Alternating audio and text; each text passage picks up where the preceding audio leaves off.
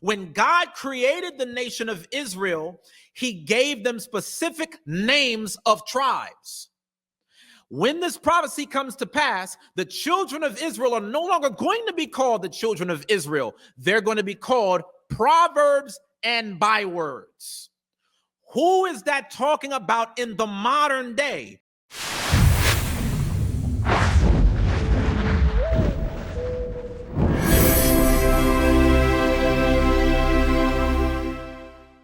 When God talks, he keeps talking about nations. Many of you have been taught that God doesn't see nations and people. But for some reason, every time we read a verse, God keeps talking about another nation and another people. God is distinguishing one nation from another when you read Deuteronomy 28. He's telling us that the prophecy is that these different nations would have different outcomes. These nations, they would play different parts in the unfolding of society. And we are the descendants of a people in the Bible who are on the receiving end of all of these prophecies coming to pass. I'm not going to tell you who we are according to the Bible. I'm going to read the Bible and you're going to come to that understanding for yourself. Let's read. Deuteronomy chapter 28, verse 49. The Lord shall bring a nation against thee from far. There's going to be a nation that's going to come from somewhere else other than where the children of Israel are located. Now, at this time, the children of Israel wandered in the wilderness. They went all the way from the land of Egypt, and then you read about the land of Canaan. All of these lands that are being referenced are in Africa. And even when you talk about the land of Israel, Israel borders the land of Egypt. The land of Israel sits and is located on the tectonic plate of Africa. God is saying there's going to be another nation that's going to come from a foreign land outside of Africa to oppress the people that are in Africa. Read it again. The Lord shall bring a nation against thee from far, from the end of the earth, as swift as the eagle flieth, a nation whose tongue thou shalt not understand. This nation, you're not going to understand their tongue. You're not going to understand their language when they conquer you. Come on. A nation of fierce countenance. This is going to be a fierce nation. Which shall not regard the person of the old. They're not going to favor the elderly of your people and give them a break. Nor show favor to the young. And they're not going to go easy on your young. Let's look at the next verse. Let's look at verse 30 now. So I just want to take a quick pause. We've gone through a series of scriptures that said that the children of Israel, if they broke God's commandments, their sons and their daughters would go into captivity. They would be given to another people. The people that God would use to oppress the children of Israel would come from a foreign land speaking a foreign tongue. The children of Israel wouldn't understand it. So now when we read in Deuteronomy 28 and verse 30, it gives us even more detail on what the conditions of the children of Israel would look like. Come on. Deuteronomy chapter 28, verse 30.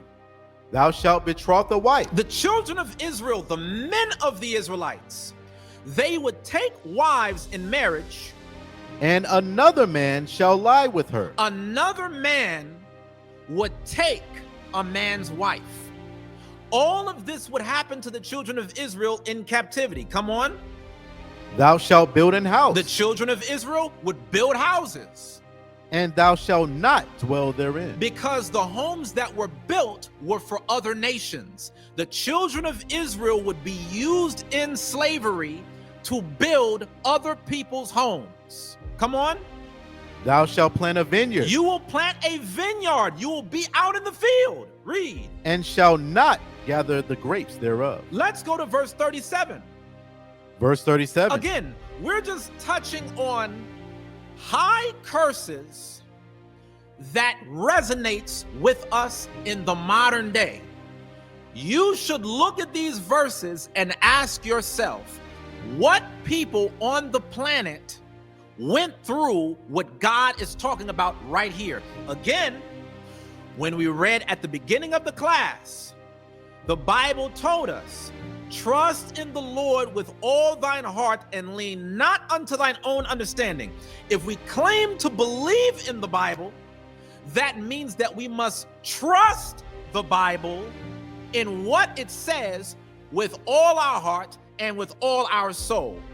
If we know that the children of Israel were blessed during the time of Solomon and David, how were the children of Israel cursed, and who did that happen to? If we know that the prophecy came to pass under the time of David and Solomon, well, who did the prophecy come to pass for after them? We read about the blessing, now we're reading about the curse. And we left off at Deuteronomy chapter 28 and verse 37. Listen to this. Deuteronomy chapter 28, verse 37. And thou shalt become an astonishment. Notice this. Just in case you forgot, God's not talking to everybody. He's not talking to all nations. Deuteronomy 1:1 said, this is the word that Moses spoke to all Israel. That's the reason why it says thou here, because God is speaking to a specific people.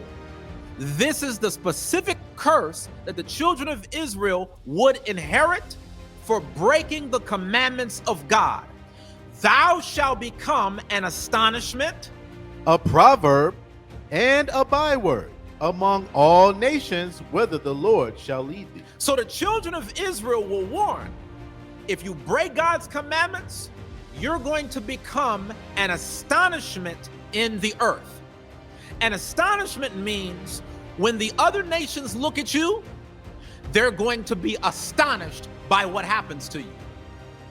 When God says you shall become a proverb and a byword, it means that the children of Israel would be called by words other than the words that God gave them.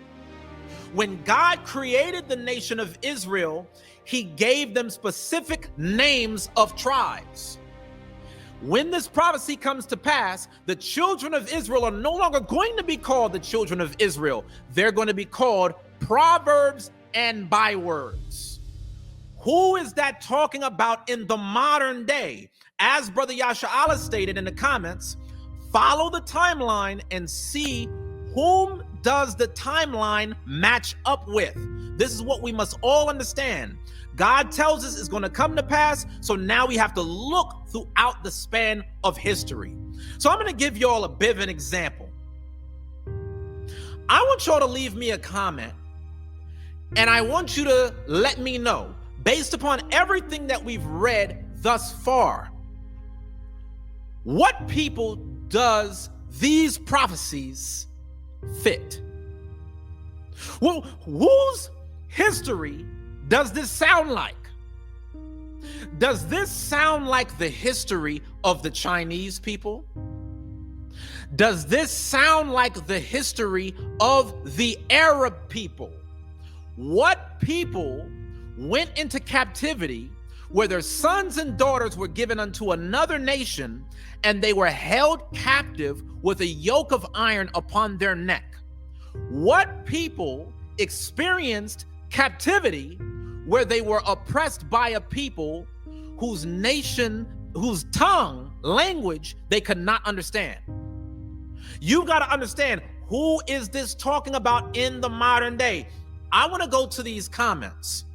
I want y'all to look at what the people are saying.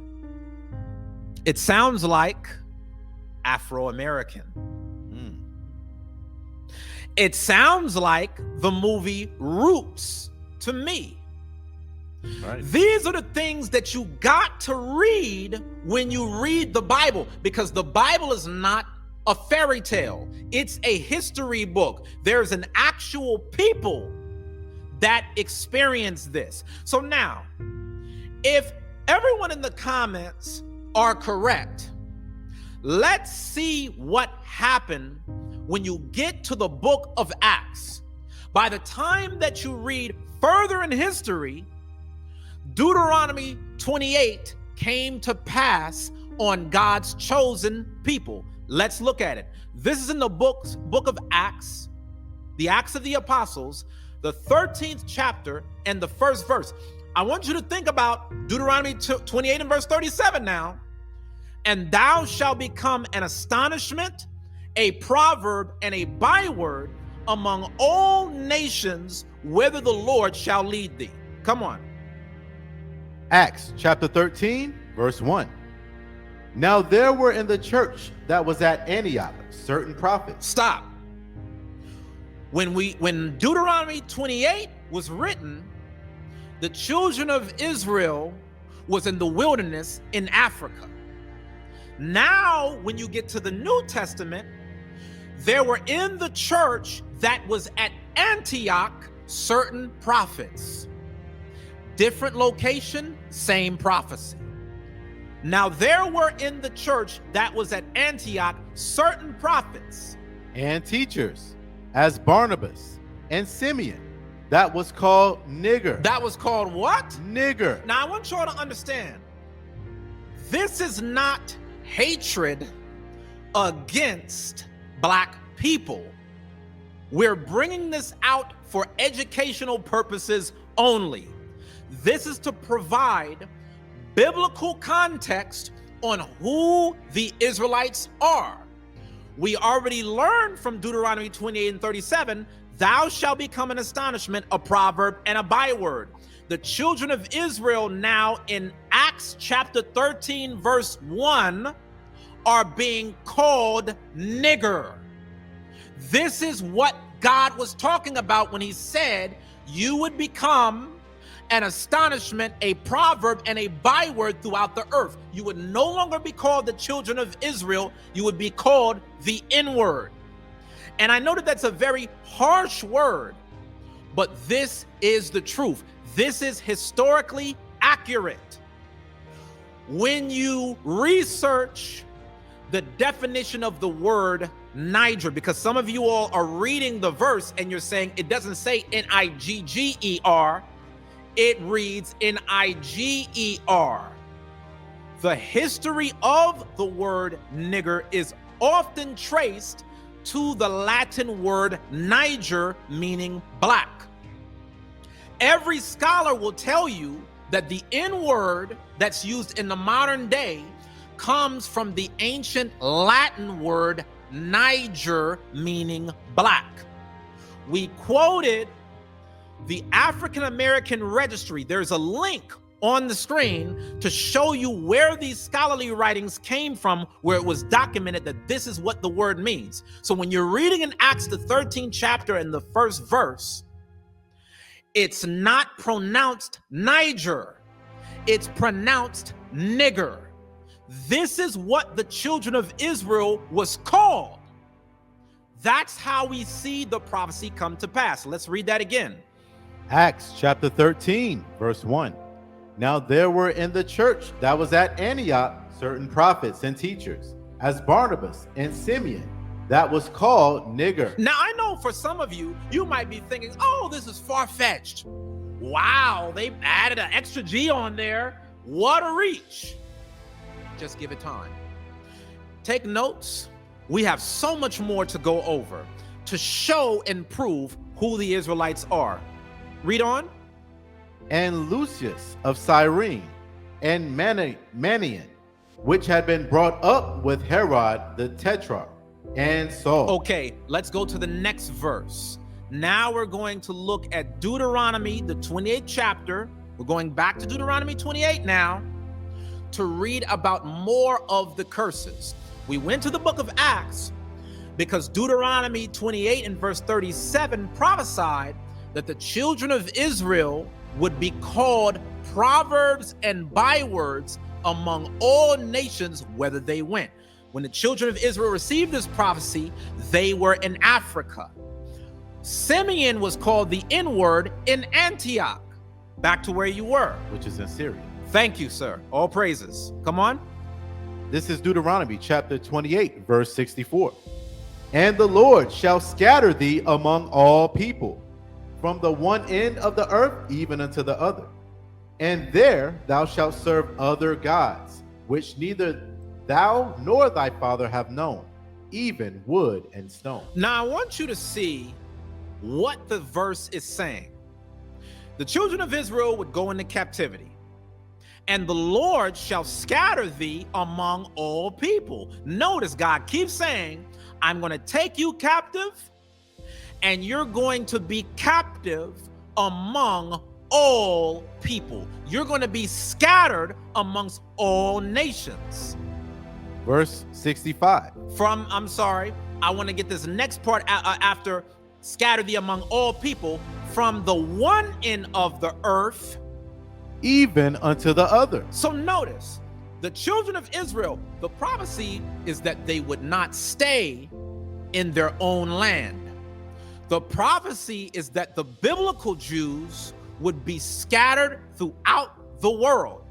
And when they were scattered throughout the world, come on.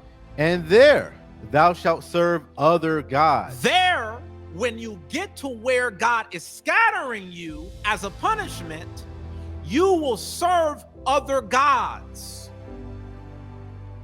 which neither thou nor thy father have known. Meaning what? The children of Israel, they would adopt new religions. They would no longer practice their traditions of old. In captivity, they would lose their history, and they would take on the religions of their slave masters. It's all right here. Come on. Even wood and stone. Because many of the religions that the children of Israel would serve were based around wood worship as well as stone worship. All of that is in the prophecy. Now, for those of you that are tuning in, be patient, because we're going through this one time just to let the scriptures tell it to you. And then for those who need visual reference, we're going to show you all of the history that took place.